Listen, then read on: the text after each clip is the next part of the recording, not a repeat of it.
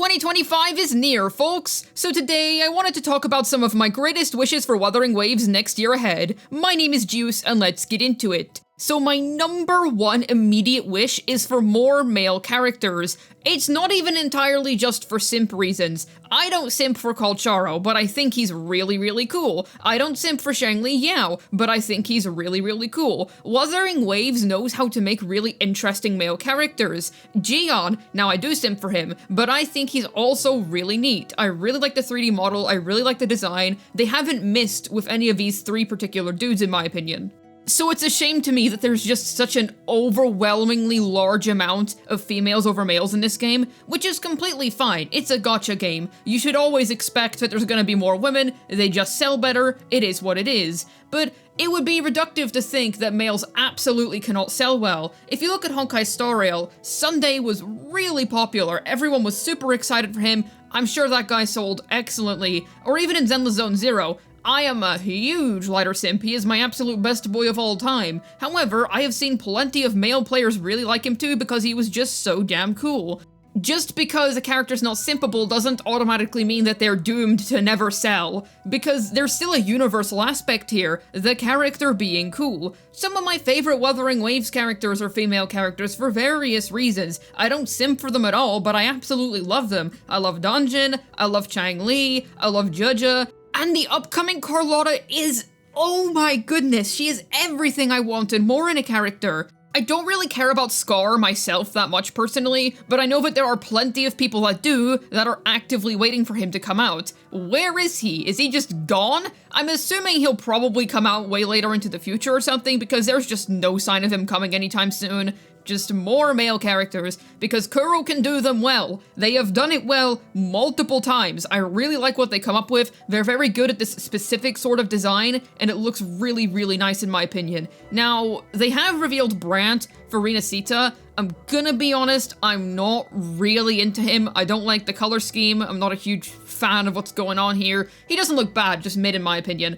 So, some more would be nice, because they revealed a whole lot of female characters and then one guy. I'm pretty sure if they were to reveal some really cool, awesome dude that's epic in the same vein as Colcharo or Jian, there wouldn't be many complaints. I'm sure people would be looking forward to them. Next up is please shorten down the time it takes for bosses to respawn. So in order to get 4 cost echoes, we have to kill bosses. Right, we all know this. However, my goodness, it is so tedious to do so. You gotta kill the boss, either teleport away and do something else, or stand around for a couple of minutes, fight the boss again, and you just keep going and going and going.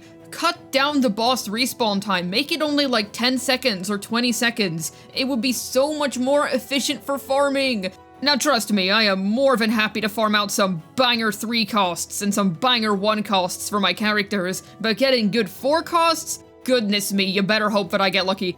I'll just take the first thing that has the right main stat and move right along, because I am not bothered to constantly wait. So please, shorten down the boss respawn times. I don't think it would be too hard to do. Pretty much everybody would be happy with a change, and it wouldn't even only be good for just echo farming, but also for material farming in general. Would just shorten down the total time spent when it comes to leveling up your characters. I only really see net positives here. Then for number 3, I would really like them to add build loadouts. So the interesting thing with Wuthering Waves is that it really encourages you to swap your pieces and your weapons. Whenever you get a really good, let's say, Moonlit Cloud's attack 1 cost, that's not only good for your Mortefi, it'll also be good for your Sanhua and whoever else can use that 1 cost. Really neat. And you can change it within TOA, you just go into details and you swap it. We all know how the shindig works. And as for 5-star weapons, as we all know, whenever you pull for a 5-star weapon of a specific type, you're pretty much sorted for that weapon type, assuming that it's flexible across all characters, because once you've collected a 5-star for each respective type,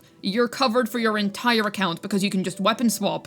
It's a brilliant system, it really makes me feel like I'm gaining something valuable for my overall account whenever I get a good piece, or whenever I pull a good weapon. However, to better accommodate this system, I feel like we should have build loadouts. So essentially, you create a character's build, you put all the echoes on them, you put their weapon on, then you save that build, and then in TOA, you can go to your respective character, and instead of swapping around all the echoes all the time, you just go to the build loadout, you put on their build, and then you're good to go. That's all you have to do, and it would make build swapping a much easier time. It's already quite decent as it is, but by doing that, it'll be even better. I'll be honest, I actually think that this piece of quality of life is inevitable. I'm sure Kuro's already considered it, and if they haven't, then I am 99% sure that it's been requested constantly, multiple times. I'm sure everyone has mentioned it at least once, because it's such an obvious feature to add that would really save a whole lot of time, especially with how TOA is structured.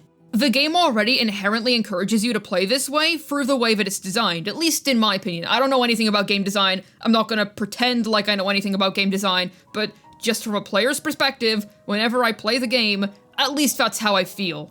You could even consider team loadouts, but I'm not sure if that's asking for too much or if that would be difficult to do, but I know that build loadouts would absolutely be very, very realistic.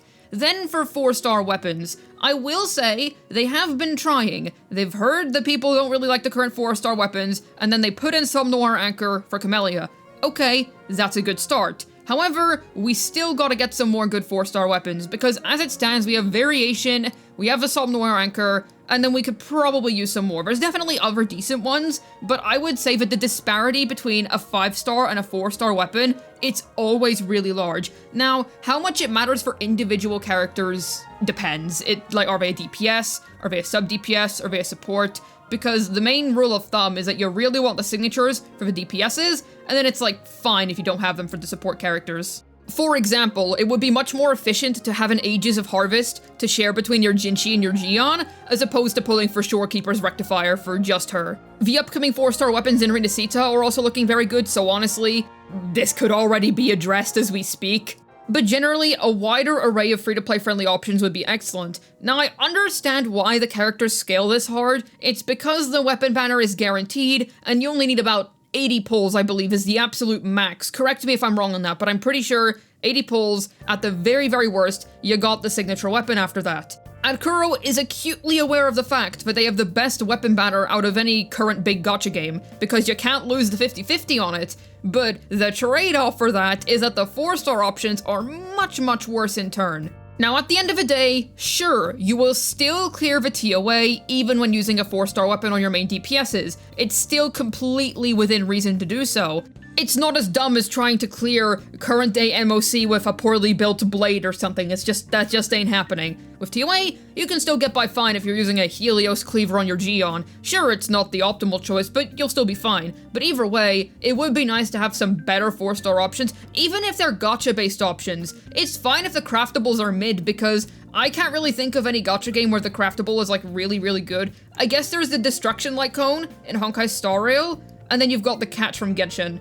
And that's not even a craftable, you get that from fishing. There's those two weapons that I can think of that are good craftables, and then there's a few decent ones in ZZZ at the W Engine shop. So it's fine if the craftables aren't that good, but I do think that at least the gacha 4-star weapons should be a little bit upgraded in terms of their quality. The best rule of thumb, in my opinion, is that a 4-star weapon, the best 4-star option at R5, assuming it's a gacha option, should be like 10% worse than the signature, and if it's not a gacha option, you can craft it, then like 20% worse than Sig is fine. That's my opinion though. Next up, I would like some better lore and world building, because I'll be completely honest with you, most of the time when I'm doing a quest or when I'm doing something, I don't really know why I'm doing it, what I'm doing it for, or what's even going on half the time. I'm not calling the entire story bad. I think that 1.1 with the Jinchi and Jue stuff, that really proved that Wuthering Waves is capable of telling some really good stories. I absolutely think that there is a lot of potential here, but I think what they really need is some world building. Just some subtle things that we see that slowly flesh out the world, if you know what I mean. It doesn't necessarily have to be shoved in our face, just small things, small little details that we can look around for that sort of flesh out the surrounding area, that let us get to know the people around us a little bit more. I'll say that the one thing I do like about the new direction that rinascita is taking is that all the characters seem to have very different jobs. I feel like in Jinzo, most of the characters were like warrior types. That's why I really like Jojo though. She's not like this crazy warrior type or spy type, she's literally just a painter.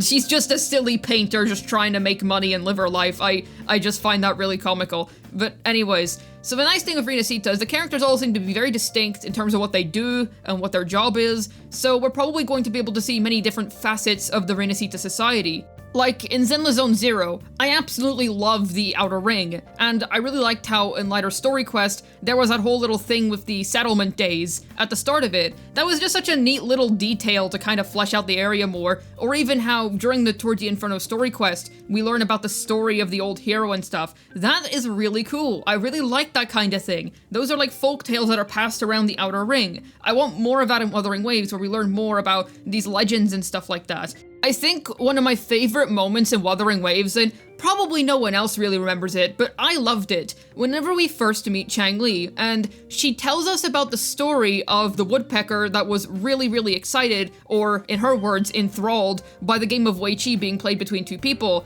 and then by the time it left, a whole new age had come about. Years and years had passed since the woodpecker had first originally entered Mount Firmament, because that's just how time passes in Firmament. That was really cool. That was definitely one of the best moments in the entire game for me. Just that little story was so interesting. So get on that, Wuthering Waves. Some more lore and some more world building. Next up, okay, this is a very biased one, but I would absolutely love to see a dedicated Changli support. A character whose entire purpose is supporting her kit, making her stronger, and taking the best advantage of her playstyle and propping her up. So here's the thing, Changli is one of my favorite characters in the entire game. I love her playstyle, I love her in that moment, I loved her in the story. There's nothing that I don't like about this character. Also, her English voice acting is amazing. I play in English, I really like her voice acting. Her animations, okay, you get the point. I love Changli. I love her a lot. She's a great character. Amazing. So here's the thing though. I do wish that she had some more definitive best-in-slot teams. She does have the Changli Yao comp, and that is a very decent team. And she can also be supported as a hypercarry by Juja, which is a synergy that I'm very fond of. So it's not like she is absolutely nothing. She does have teams where she works pretty well, and there's also Changli Yinlin Quick Swap. So she does have some things going for her, but I would love a character that takes Changli and pushes her up to like a high A tier or something. Cause right now, I'll be honest, Changli feels like one of the worst limited 5 stars in the game meta-wise, and that really upsets me because I love this character. I really want to see her succeed, and it's not like she's unpopular. Like, it'd be different if I was sitting here and being like, ah yes, I would really love them to add a dedicated Chishia support, like, not happening. But when it comes to Changli, I would say she has enough fans to warrant adding a character specifically designed around her. So please, Kuro Games, in the rinascita patch cycle, or just in 2025 in general, whatever the update may be, can you please add a character that makes Changli shoot up to the very top? It doesn't even have to be a 5-star, it can be a 4-star, I don't really care what type of character it is, as long as that unit makes Changli feel like an absolute legendary goddess of everything. That would be an absolute banger.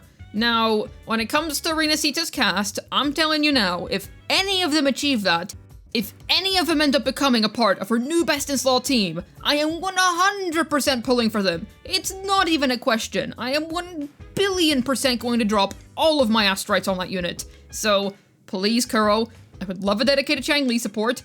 Hopefully I'm not asking for too much here, but considering that every other limited 5-star feels like they have a really great complete team, I mean, Changli has Changli Yao, which is a really good team for her, and quite frankly, it's very good for Changli Yao as well. But even then, I would love to push this character to her absolute limits and introduce her into the meta with a crazy banger new support or dual carry that she can really work well with. So this last point is mostly inspired by my experience playing the Somme Noir Anchor event, and just playing the game in general. We need better character interactions. Like, I would enjoy seeing more characters that are friends and they hang out with each other, or they're enemies or something, or, oh, those two, yeah, they hang out every Tuesday to study plants, I don't know. Just characters being buddies more, you know? Characters doing things together more, or coming on quests a few more, as like a pair or a group or something like that, just so we can get to know, you know, the inner lives of these characters better, their personalities better. I think it would do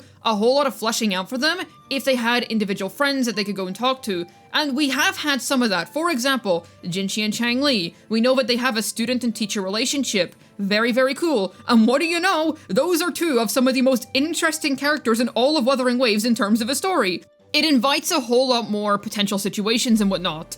You know, it'll be really interesting even, to see some Jinzhou characters head to rinascita and talk to some of the rinascita characters, building some international relations. I think if we are to get this in Jinzo, it's probably going to be through events or some big quest where we return to Jinzo for one reason or another.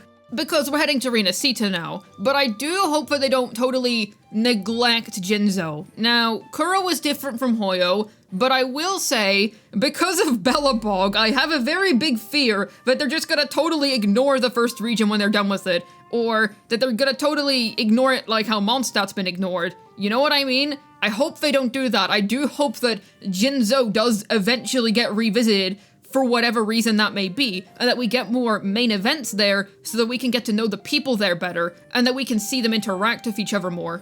It would also help the general world feel a whole lot more alive, because not everything would revolve around the rover. I don't really mind that everything is really, like, rover-centric. Like, okay, they are clearly, like, the god of this world or something. There's something bigger at play here. That's fine, but it's still nice whenever you can really feel like the world is breathing on its own, if you know what I mean.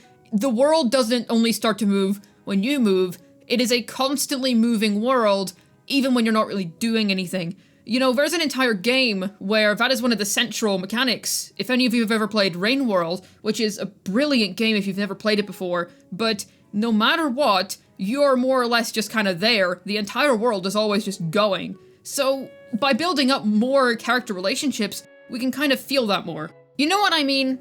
I genuinely, wholeheartedly believe that Wuthering Waves has become such a good, fun game over the past few months. What they've managed to achieve after not even a full year of being out is something truly impressive. I think that most of the points I mentioned will realistically be addressed over time, since Kuro is pretty quick to respond to potential quality of life additions. Story is definitely their major weak point at the moment, however I'm fully convinced that rinascita will impress us to no end. Certainly share your own wishlist with me down below in the comments. I'd absolutely love to know what you're looking for in WuWa's future. As always, I have a ZZZ second channel for those of you who are interested. Head on over and subscribe if you're interested in some fun, silly ZZZ content. Hopefully this video was able to tell you my biggest wishes for Wuthering Waves 2025. This has been Juice, signing out, and you know what I really wish I could have in 2025? A good Havoc rover build, dang it!